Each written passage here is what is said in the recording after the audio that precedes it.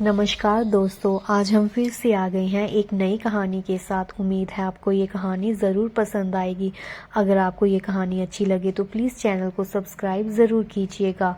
तो प्यारे दोस्तों, आज की कहानी का नाम है पैसों का घमंड। तो आइए प्यारे दोस्तों, इस कहानी के बारे में सुनते हैं। निर्मला अपनी अलमारी खोलकर बैठी हुई थी और अपने सारे गहने बाहर निकाल कर रखती है। तो इतने में निर्मला का पति देवी प्रसाद कमरे में आता है और अपनी पत्नी निर्मला को बोलता है कि क्या कर रही हो निर्मला। तो निर्मला कहती है कि कुछ नहीं, ऐसे ही अपने गहने देख रही थी। मैं सोच रही हूँ कि परसों हमारी बेटी का जन्मदिन है, क्यों ना मैं अपने झुमके अतीरा को दे दूँ। क्या कहते हैं आप इस बारे में। तो देवी प्रसाद कहता है कि देख लो जैसे तुम्हें ठीक लगता है। निर्मला कहती है कि उसके पास कानों में पहनने के लिए कोई भी झुमके नहीं है, खाली कान अच्छे भी तो नहीं लगते ना। ऐसे अगर मैं कुछ देती हूँ उसे तो वे मना कर देती है, हमसे कोई चीज़ भी नहीं लेती। सोचा कि चलो जन्मदिन के बहाने ही कुछ दे दूँ उसे। निर्मला की बहू तारा रसोई में होती है और रसोई के साथ वाला कमरा निर्मला और देवी प्रसाद का होता है।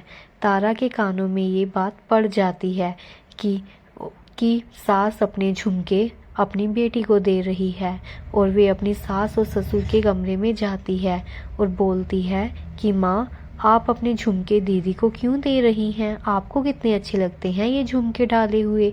वो इस घर के झुमके हैं, आप उन्हें नहीं दे सकती। इस घर की कोई भी चीज़ बाहर नहीं जानी चाहिए, घर पर ही रहनी चाहिए। तो निर्मला कहती है कि वो मेरे झुमके हैं, मैंने अपने पैसों से बनवाए हैं, मैं जिसे मर्जी दे सकती हूँ। और सुषमा शादी करके इस घर से गई है, इसका ये मतलब नहीं कि उसका इस घर से रिश्ता टूट गया हो या ख़त्म हो गया हो। बेचारे जमाई जी मामूली सी नौकरी करते हैं, घर का ही सीधा सीधा सर्कल चलता है। ऊपर से बेटे की स्कूल की फ़ीस भी देनी होती है और ऊपर से बहुत सारे खर्चे हो जाते हैं और बचता कुछ भी नहीं है।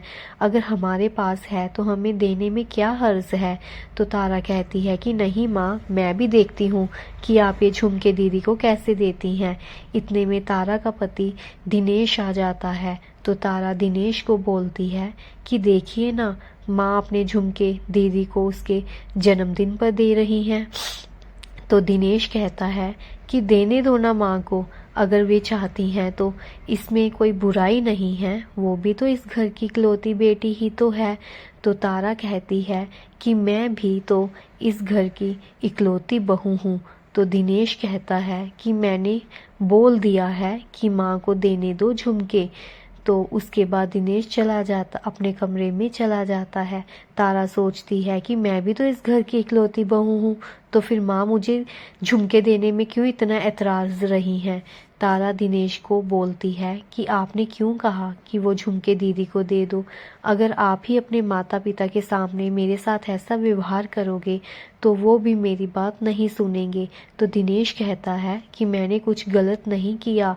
अगर माँ का मन था कि वो झुमके दीदी को देने हैं क्योंकि उसके पास कोई भी गहने नहीं हैं, अगर उसे दे दिए तो इसमें हर्ज ही किस बात का है।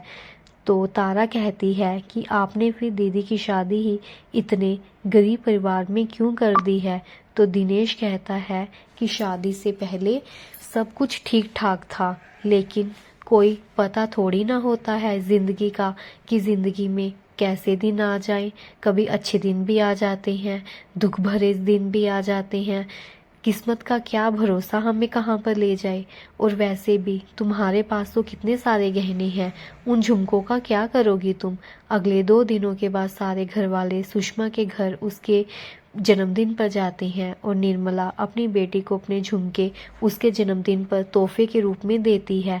सुषमा कहती है कि माँ, ये तो आपके पसंदीदा झुमके हैं, आप तो शादी ब्याह के मौके पे पहनती हो, आप मुझे क्यों दे रही हो माँ।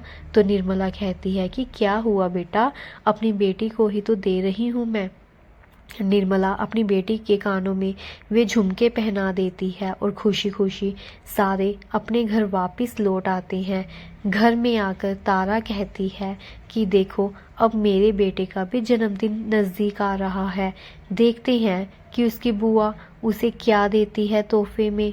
तो निर्मला कहती है कि तुम्हें बस लेने की ही भूख ही रहती है। जन्मदिन का ये मतलब नहीं है कि किसी को कुछ देना ही है। हंस के 2 मीठे बोल ही बोल दो तो वो ही काफ़ी होते हैं। पर इतनी बात ये तुम नहीं समझती। धीरे धीरे करके दिन बीतते चले जाते हैं और तारा और दिनेश के बेटे का भी जन्मदिन नज़दीक आ जाता है। सुषमा अपने पति को बोलती है कि नन्नू का जन्मदिन आ रहा है, उसे क्या दें लेकर। तो सुषमा का पति कहता है कि मेरे पास तो पैसे भी नहीं बचे हैं इस महीने तो बहुत ज़्यादा खर्चा हो गया है। स्कूटर भी खराब हो गया था और साथ में उधर से फ्रिज भी खराब हो गई थी। पता नहीं ये घर के खर्चों से कब छुटकारा मिलेगा। जो पैसे मैं सेव करके रखता हूँ वो भी खर्च हो जाते हैं। ऐसा करते हैं कि हमारे बेटे की जो रिमोट वाला स्पाइडरमैन है वो दे देते हैं नन्नू को। तो सुषमा कहती है कि नितिन के पास भी तो बस वो ही खिलौना अच्छा है और वो भी उसका पसंदीदा खिलौना है, वे नहीं देने देगा उसको। तो उसका पति कहता है कि फिर और क्या दे सकते हैं। सुषमा कहती है कि चलो फिर मैं उसी को ही पैक कर देती हूँ, उसके चुपके कर दूंगी पैक, नितिन को पता नहीं चलेगा।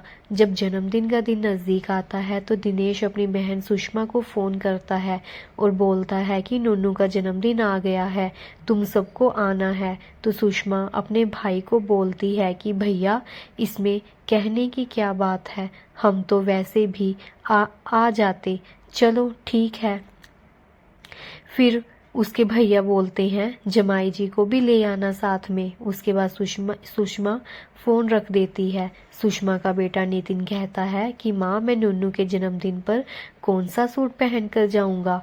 तो सुषमा कहती है कि बेटा वो है ना तुम्हारे पास एक नीला कुर्ता पजामा, वो पहन लेना नन्नू के जन्मदिन पर, तुम पर वो रंग बहुत ज़्यादा खिलता है।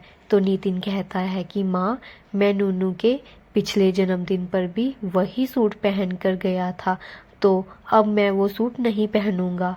तो सुषमा कहती है कि बेटा नितिन बेटा कोई बात नहीं, अभी हमारे पास पैसे नहीं हैं, जब होंगे तब तुझे नया सूट दिलवा देंगे।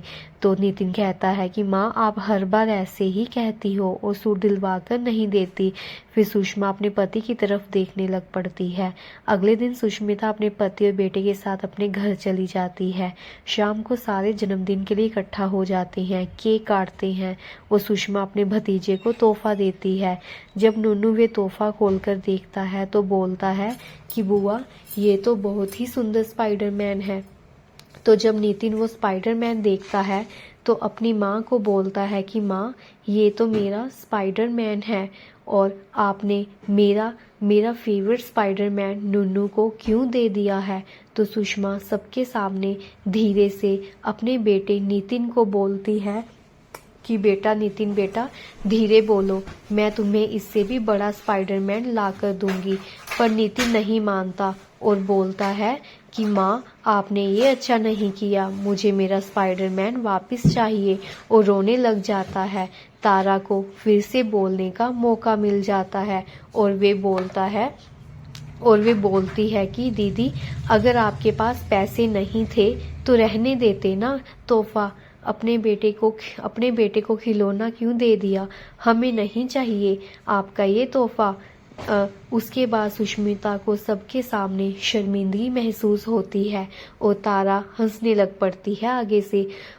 सुषमा साइड में चली जाती है। सुषमा का भाई दिनेश सुषमा के पीछे पीछे जाता है और सुषमा को बोलता है कि क्या हुआ बहना, तुम क्यों रही हो और तुम वहां से ऐसे क्यों चली आई हो। तो सुषमा कहती है कि भैया अपने ही घर में इतनी बेइज्जती, भाभी ने सबके सामने हमारी इंसल्ट कर दी है, आपने देखा नहीं उधर। तो सुषमा का भाई दिनेश कहता है कि तुम उसकी बातों का बुरा क्यों मानती हो? तुम्हें पता तो है वो कैसी है, उसकी तो आदत है बोलने की। इतने में निर्मला भी वहाँ पर आ जाती है और सुषमा अपनी माँ को बोलती है कि माँ ये लो अपने कानों के झुमके। जो सुषमा ने पहने हुए थे वे उतार कर अपनी माँ को दे देती है और माँ भी सुषमा की तरफ देखने लग पड़ती है कि ये सुषमा क्या कर रही है। फिर सुषमा अपने पति को बोलती है कि चलो यहाँ से, हम इस घर में 1 मिनट और नहीं रुक सकते। सुषमा अपने बेटे को लेने चली जाती है। उसका बेटा केक खा रहा होता है और नुन्नू से बोलता है कि ये गाड़ी तुम्हारी बहुत ही सुंदर है, एक मैं ले लूं? तुम्हारे पास ऐसी 2 हैं। तो तारा कहती है बेटा ये बहुत ज़्यादा महंगी गाड़ी है, तुम्हारे माँ बाप के पास इतनी औकात नहीं है कि वे आपको ऐसी गाड़ी लेकर दें। सुषमा सब सुन रही होती है और उसे अच्छा नहीं लगता। वे अपनी भाभी को बोलती है कि भाभी कम से कम आप बच्चों के साथ तो ऐसी बातें मत करिए, उनके मन पर कैसा प्रभाव पड़ेगा। सुषमा अपने बेटे नितिन को बोलती है कि नितिन बेटा चलो हम अपने घर चलते हैं। फिर तीनों वहाँ से चले जाते हैं। घर आकर सुषमा बहुत रोती है और बोलती है कि आज के बाद मैं उस घर में कभी भी नहीं जाऊंगी। अगर माँ और पिताजी भी बुलाएंगे मैं फिर भी नहीं जाऊंगी। धीरे धीरे काफ़ी समय बीतता चला जाता है। सुषमा के पति को एक अच्छी नौकरी भी मिल जाती है और धीरे धीरे उनके घर के हालात भी सुधर जाते हैं और वे सुषमा अपने बेटे का एडमिशन एक अच्छे से स्कूल में करवा देती है। अब सुषमा का बेटा भी अच्छे स्कूल में पढ़ता है। अब वे स्कूल में गाड़ी में आता है और गाड़ी में ही जाता है। घर में नौकर चाकर रख लेती है सुषमा और अब सुषमा के पास कोई भी कमी नहीं थी। एक दिन सुषमा और उसका पति अपने बेटे के साथ बाहर गई हुई थी। वहाँ पर नितिन बोलता है कि माँ मुझे ये गाड़ी ले दीजिए ना। तो सुषमा कहती है कि ठीक है बेटा, और कुछ लेना है आपको?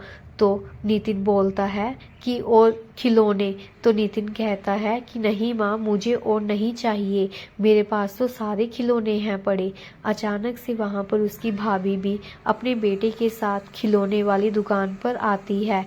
उसका बेटा बड़ी गाड़ी की जिद करता है। तो तारा कहती है कि नुन्नू बेटा ये गाड़ी बहुत महंगी है, हमारे पास इतने पैसे नहीं हैं। तो उसका बेटा कहता है कि माँ देखो ना, नितिन ने तो कितनी बड़ी गाड़ी ली है। और तो तारा अपने बेटे को वहाँ से ले जाती है। तो सुषमा का पति कहता है कि मुझे भैया का फ़ोन आया था एक दिन और वे बता रहे थे कि उसकी नौकरी चली गई है और बहुत सारा लोन ले रखा था, सब कुछ खत्म हो गया है, अब कुछ भी नहीं बचा। ये सुनकर सुषमा का दिल पिघल जाता है और सो बोलती है कि ये अच्छा नहीं हुआ उनके साथ। तो सुषमा का पति कहता है कि हमें उनसे मिलने के लिए जाना चाहिए।